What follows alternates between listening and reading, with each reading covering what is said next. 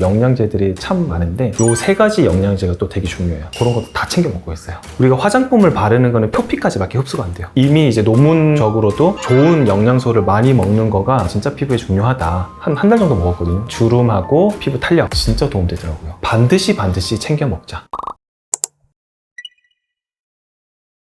저는 항상 얘기하는 게 피부는 크게 우리 표피, 진피 이 두 가지로 있잖아요. 밑에 뭐 피하 지방도 있고 다 있지만 어쨌든 이제 진피가 저는 진짜 피부라고 얘기를 하는데 우리가 화장품을 바르는 거는 진피까지 넘어가면 너무너무 좋은데 표피까지밖에 흡수가 안 돼요. 그럼 진피는 어디에서 영양분을 얻냐면 진피에 있는 혈관에서 영양분을 얻어요. 표피에는 혈관이 아예 없어요. 그래서 진피에서 혈관을 타고 영양분을 얻는데 화장품을 바르는 거는 표피까지밖에 안 들어가고 좋은 영양소를 많이 먹는 거가 진짜 피부에 중요하다. 저는 각종 비타민부터요 지금 피부과를 진료를 하고 있으니까 피부에 관계가 있는 그런 영양제들이 참 많은데 그런 것도 다 챙겨 먹고 있어요. 피부 탄력이든 뭐 주름이든 다 일맥상통을 하기는 해요. 근데 여러분들 너무 잘 아시는 거 있잖아요. 피부 탄력이 가장 중요한 게 콜라겐 들어보셨잖아요. 요즘은 먹는 콜라겐들도 정말 많이 나오고 근데 저는 좀 아닌 것 같은데 이런 생각을 많이 했던 사람 중에 하나인데 왜냐면 콜라겐은 결국 단백질이라서 우리가 먹게 되면 위에 들어가서 위에 펩신이라고 하는 단백질 분해 효소로 인해서 이게 다 분해가 돼버려요. 그렇기 때문에 흡수가 되는 거는 굉장히 저는 극소량이라고 생각을 했는데 요즘에는 또 기술이 발전해가지고 저분자 콜라겐 해가지고 나오는 것들이 있어요. 근데 얘네들이 흡수량이 생각보다 높아요. 이미 이제 논문적으로도 얘네들이 피부의 탄력이나 주름 개선에 유의미한 개선도가 있다. 그렇게 해서 이제 저도 한번 먹어볼까? 그런 생각을 해가지고 먹어봤는데 한 달 정도 먹었거든요. 진짜 도움되더라고요. 피부 주름이나 탄력 이런 데는 일단 저분자 콜라겐 이런 것들이 좀 도움이 많이 되는 것 같아요. 여러분들 또 우리가 탄력이나 뭐 이런 주름 자체는 결국 이제 피부 노화의 일환으로 볼 수가 있는데 어떤 영양제든지 간에 가장 중요한 우리 항산화 작용을 하는 비타민은 바로 비타민 C하고 E예요. 비타민 C와 E를 반드시 챙겨 먹자. 비타민 B는 직접적으로 막 피부에 도움을 주는 막 그런 영양소는 아니지만 우리가 흔히 왜 피곤하면은 간 때문이야 이러면서 막 그러잖아요. 근데 사실 피곤하면 비타민 B를 보충을 해주셔야 돼요. 피로 회복이나 상처를 재생시키거나 면역을 좀 증강시키고 피부를 이제 회복시키는 데는 비타민 B가 굉장히 많은 도움을 주고요. 비타민 E 같은 경우는 어디에 많이 있냐면 견과류 있죠. 아몬드, 땅콩 뭐 이런 데 되게 많거든요. 그래서 비타민 E는 근데 또 지용성 비타민이라고 해서 너무 많이 먹으면은 우리가 체외로 배출이 안 돼 버려요. 그래서 굉장히 좀 조심해서 드셔야 돼요. 그러니까 너무 많은 양을 절대 드시면 안 되고 비타민 E 같은 경우는 피부를 항산화 작용을 하는데 굉장히 큰 역할을 한다. 그래서 C, E 그리고 좀 첨언하자면 B도 간접적으로 좀 도움을 줄 수 있다. 플러스 이제 조금 더 내가 욕심을 내겠다 한다면 이제 오메가3 요런 것도 한 4가지 정도가 주름하고 피부 탄력 요런 데 많이 도움을 줄 수 있어요. 오메가3는 우리 피부 면역을 좀 증강시키고 염증을 좀 완화시키는 그런 효과가 있어요. 그래서 피부 트러블이 있거나 피부에 염증이 생겼을 때 그런 것들을 좀 진정시켜주는 효과가 있기 때문에 피부 진정작용에서 좀 도움을 많이 줄 수가 있겠죠. 염증이 오래 지속되다 보면은 당연히 피부 노화는 좀 더 빨리 오게 되고 주름이 더 생기게 되고 피부는 좀 건조해지고 그러다 보면 또 더 주름 생기고 이런 것들을 좀 예방할 수 있는 효과가 있죠. 내가 앞으로 이제 생길 수 있는 노화를 또 예방하려고 하면 다른 이야기가 좀 될 것 같아요. 왜냐면 우리가 피부 노화는 누구나 좀 천천히 오고 싶어 하는 욕구가 되게 크잖아요. 근데 그거를 이제 하기 위해서는 가장 중요한 세포 소기관 중에 하나가 미토콘드리아예요. 미토콘드리아는 어떤 역할을 하냐면 에너지 공장이라고 생각을 하시면 돼요. 우리 몸을 에너지를 내는 ATP 공장이라고 생각을 하시면 되는데 우리 흔히 이제 발전소가 있잖아요. 에너지를 내기 위해서 이제 뭐 석탄 같은 걸 떼기도 하고 근데 그 과정에서 노폐물들이 생깁니다. 매연도 생기기도 하고 근데 우리 몸 안에서 세포업을 하는 과정에서 활성산소라는 게 생겨요. 활성산소가 너무 많이 생겨버리면 피부를 노화를 앞당기게 할 수 있는 그런 근원적인 물질이 되는데 근데 우리가 미토콘드리아의 에너지 효율을 높이고 그런 활성산소를 떨어뜨리면 우리 피부 노화나 몸의 노화는 천천히 오게 되는 거죠. 그러면은 이 미토콘드리아의 에너지 공장을 효율을 높일 수 있는 그런 영양제들은 어떤 게 있냐? 제가 앞서 말씀드렸던 비타민 C와 비타민 E는 필수예요. 거기에다가 아마 많이 들어보셨을 거예요. 코엔자임 Q10. 그게 이제 미토콘드리아가 세포 대사를 하는 과정에서 중요한 역할을 하는 팩터인데 코엔자임 Q10도 굉장히 중요하고요. 그리고 알파 리포산. 그리고 글루타치온, 요 세 가지 영양제가 또 되게 중요해요. 근데 이거를 어떻게 다 챙겨 먹냐? 이거는 근데 그나마 다행인 거는 우리가 일반적인 뭐 생선이든 아니면 우유든 계란이든 이런 것들을 섭취를 하는 과정에서 이런 영양소들은 자연적으로 우리 인체로 들어오게 돼 있습니다. 영양소를 제가 알려드리면은 알파 리포산 자체도 우리가 세포의 에너지 대사 과정에서 조금 중요한 역할을 하는 건데 요거 자체도 사실 너무 많이 과량으로 복용하게 되면은 부작용이 또 생길 수가 있어요. 그래서 일반적인 우리 영양소 먹는 곡류나 밥을 먹을 때 음식물을 섭취하는 과정에서 뭐 채소나 이런 것들 있잖아요. 섭취하는 과정에서 자연적으로 들어오는 양으로도 충분하기 때문에 제가 그냥 영양소를 알려드린 거지 이거를 막 억지로 내가 찾아가지고 먹을 필요까지는 없다고 생각해요. 그래서 저도 글루타치온이나 알파 리포산 이런 것들을 따로 영양제를 만든 거를 복용하고 있지는 않거든요. 그래서 우리 채소류나 이런 것들을 좀 골고루 잘 섭취를 하시다 보면은 충분히 섭취를 할 수 있는 그런 영양소라고 생각하시면 돼요.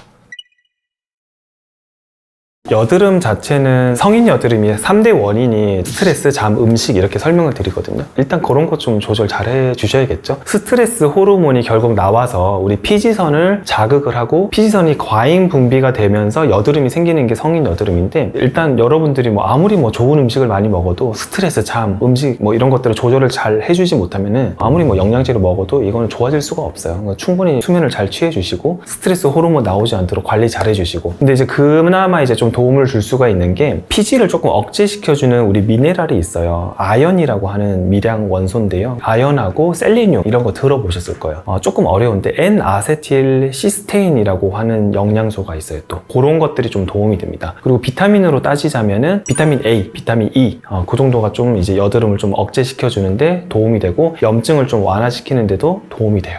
그래서 뭐 예를 들면 내가 여드름 때문에 너무 힘든데 중요한 날이 있어. 그러면은 이제 만졌을 때 아픈 여드름이 꼭 있거든요. 그런 거는 가까운 피부과 가셔가지고 주사 한 방 딱 맞으시면은 하루 정도면 많이 가라앉거든요. 그래서 그런 식으로 좀 관리를 해주시면은 도움이 되지 않을까.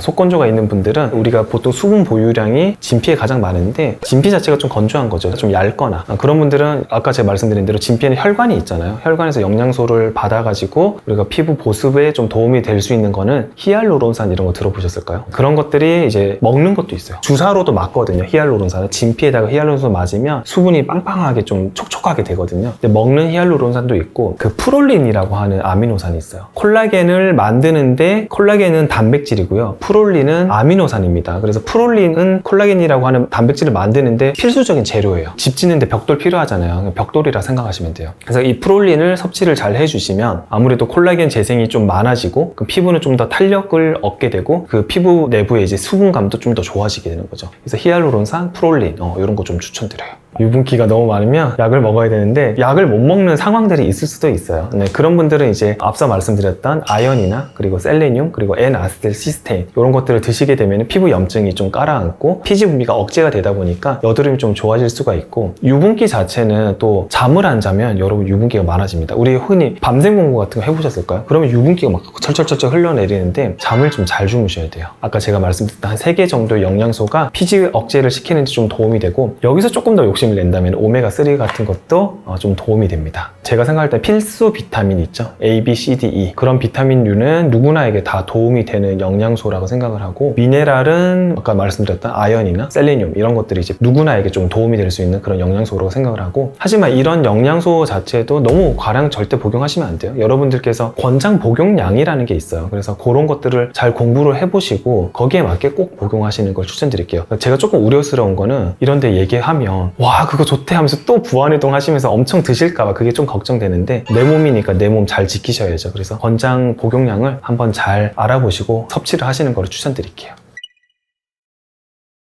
피부 미백에 또 도움되는 영양제들이 되게 많죠. 근데 대표적인 게 이제 뭐 비타민 C, 그리고 비타민 B3, 나이아신아마이드, 그리고 이제 글루타치온 이런 영양제들이 이제 피부 미백에 좀 많이 도움이 되고 그리고 흔히 우리 어렸을 때 왜 어머님들 쌀뜨물로 세안을 하면 얼굴 막 하얘진다. 그게 바로 비타민 B3, 나이아신아마이드예요. 그래서 그거를 꾸준하게 발라보시면 멜라닌 색소의 형성이 조금 억제가 되면서 피부가 좀 환하게 돼요. 그런 것들이 좀 많이 도움이 되죠. 비타민 B3, 비타민 C, 글루타치온 이런 것들이 피부 미백에 많이 도움이 될 수 있는 그런 영양제. 그리고 조금 더 욕심을 낸다고 하면 비오틴이라고 하는 또 영양제가 있어요. 흔히 우리 피부에서 콜라겐, 엘라스틴을 가장 중요한 구조물이라고 하거든요. 콜라겐 사이사이를 연결하는 게 엘라스틴인데, 근데 그 비오틴이라고 하는 애는 콜라겐과 엘라스틴의 형성을 만드는 거를 자극하는 그런 영양소라고 생각을 하시면 돼요. 물론 너무 과량으로 섭취를 하면은 당연히 좋지는 않아요. 하지만 정해진 양을 잘 섭취를 해주시면은 콜라겐, 엘라스틴의 형성을 좀 자극을 하고 피부 미백에 좀 도움이 돼요. 그리고 당연히 콜라겐, 엘라스틴이 좋아지면은 모발이나 이런 결들이 좀 좋아져요. 그리고 탈모도 예방이 되고. 그래서 조금 더 욕심내자면 비오틴까지. 스티바이는 피부가 재생되는 속도가 있잖아요. 그런 속도를 좀 빠르게 해주는 그런 연고라고 생각을 하시면 돼요. 그러니까 일을 좀 많이 시키는 거죠. 당연히 지금 내가 노는 것보다 일을 좀 더 많이 하면 더 좋겠죠. 근데 너무 많이 시키면 어떻게 돼요? 과부하가 걸려요. 그래서 스티바이를 너무 높은 농도를 사용을 하게 되면은 피부가 오히려 더 민감해지고 과부하가 걸릴 수가 있기 때문에 적당한 농도를 피부 재생 속도를 좀 빠르게 하는 그런 연고다라고 생각하시면 될 것 같아요.